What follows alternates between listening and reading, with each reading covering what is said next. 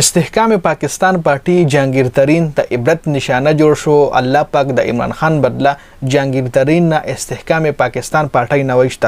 بل طرف ته نواز شریف یو غټه منصوبه جوړه کړې پاکستان ته د واپسۍ. پاکستان د دوبۍ نه چلول خپل پارټي د دوبۍ نه چلول. د پی ډی ایم کم مشران دي د پی ډی ایم چې څومره هم سیاستدانان دي ای سره په دوبۍ کې میټینګ د نواز شریف منصوبه هم په خطر کې ده. بل طرف ته عمران خان ماینس کول ولا ته غټه خطر جوړه شوې ده. عمران خان چې کم خلک لګیا دي عمران خان ماینس کولو کوشش کوي هغه خلک خپل ماینس کېدو طرف ته روان دي.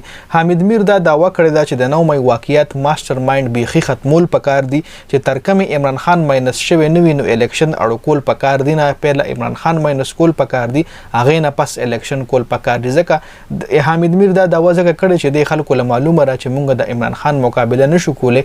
عمران خان که په سیاست کې وي نو مسلم لیگ نون پارټي یا پاکستان پیپلز پارټي د الیکشن نشي ګټلای. جی تحریک استحکام پارټي د عمران خان په الټرنیټ کې جوړه شوې وه. یوې کشر عمران خان سیاست نه ماینس شو نو د عمران خان اوټ بینک چې کوم دی هغه به تحریک استحکام پارټي ته راشي. ځکه د پاکستان تحریک انصاف چې څومره هم ایم ان ای ایم پی او هغه کې میکسیمم کسان چې کوم دي دغه پارټي له تللی لکه ټون غټ مثال فواد چودھری چې کوم دی تحریک استحکام پارټي جوین کړی وه. اوس تحریک استحکام پارټي جهانگیر ترین نواز شریف سره ملاقات کړی چې موږ سره 35 سیټونو باندې خپل سیټونه ایڈجسټ کا مطلب موږ سره 35 سیټونه دي او موږ سره ایڈجسټمنټ وکړه یو قسم موږ سره کولابریشن وکړه. نواز شریف ورته صفا انکار کړی. نواز شریف هم د سیاست ګورو دی. نواز شریف له پته چې د کسانو خو اوټ بینک نشته لري. عمران خان په سیاست کې وی دی له سو کوټ ورکړي دی له سو هم اوټ نه ورکړي. نو نواز شریف ورته وی چې خپل پارټي مسلم لیگ نون پارټي کې زم کوي خپل پارټي موږ سره رايوځي کوي او زموږ په ټیکټ باندې الیکشن کوي کینی موږ تاسو سره خپل پارټي 35 سټونو ایڈجسټمنټ موږ تاسو سره نشو کولای. پارټي د سره یو قسم خپل کسان زموږ پارټي کې شاملول شي.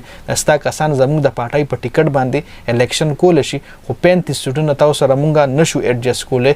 تحریک استحکام پارټي جهانگیر ترین پارټي چې کومه دا یو لپاس کوي بل لپاس کوي پیپلز پارټي والا هم ځان سره ناخلي او دای چې کوم اوټ بینک ته هغه هم نشته. دا کسان چې کوم دي مطلب جهانگیر ترین پارټي چې کوم دا یو قسم له د عبرت نشانه جوړه شو. بل طرف ته نواز شریف چې کومه غټه منصوبه جوړه کړې و چې پاکستان ته د واپسۍ راتلو لپاره یا پاکستان حواله سره د پاکستان سیاستدانانو سره په دوبۍ کې میټینګ دوبۍ کې چې کوم د اگستې و هغه نور هم ایکسټند کړي تقریبا یو هفته د لپاره لا 2 هفتو د لپاره نور هم هغه دوبۍ کې ایکسټنشن ایشتل دي. نو صفا خبره دار چې ترسو چیف جسټس عمر عطا بنډیال وي نو نواز شریف پاکستان ته نشي راتلی. ځکه چیف جسټس عمر عطا بنډیال چې کوم دی هغه د نواز شریف کیسز سخت خلاف دی او تر کومه چې دا کس چیف جسټس عمر عطا بنډیال دی لري کړي نه یا دی مطلب فیکسینګ ورسره نه کړي خو هغه فیکسر دی نه هغه یو ایماندار چیف جسټس دی.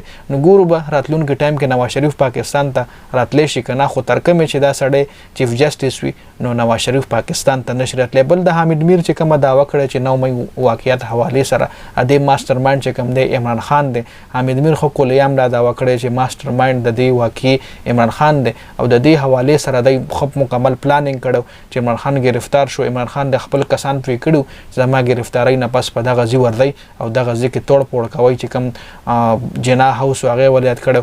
نو د حواله سره حامد میر خو پوره انکشافات کړي چې د ماستر مایند عمران خان دی. عمران خان سیاست نه ماینس کوي خو عمران خان د سیاست نه ماینس کول دومره اسانه نه ده. تاسو له معلومه دغه باندې خره حربه استعمال شو خو عمران خان چې کوم دی ډټه هوا دی چون کې د ملک نه نتلو افر ولا هم شو چې ملک پرې د خو عمران خان وای چې ملک زنه پرې دم زما په نور ملکونو کې نه بزنسونه شته نه زما جایدادونه شته او نه زما په نور ملکونو کې بانک اکاونټ شته. دا مې وطن دی د کې بس جون ته روم او د کې به مړ کېږم. دا عمران خان صفا خبرې وي.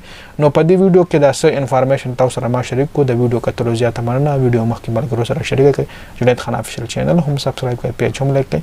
والسلام.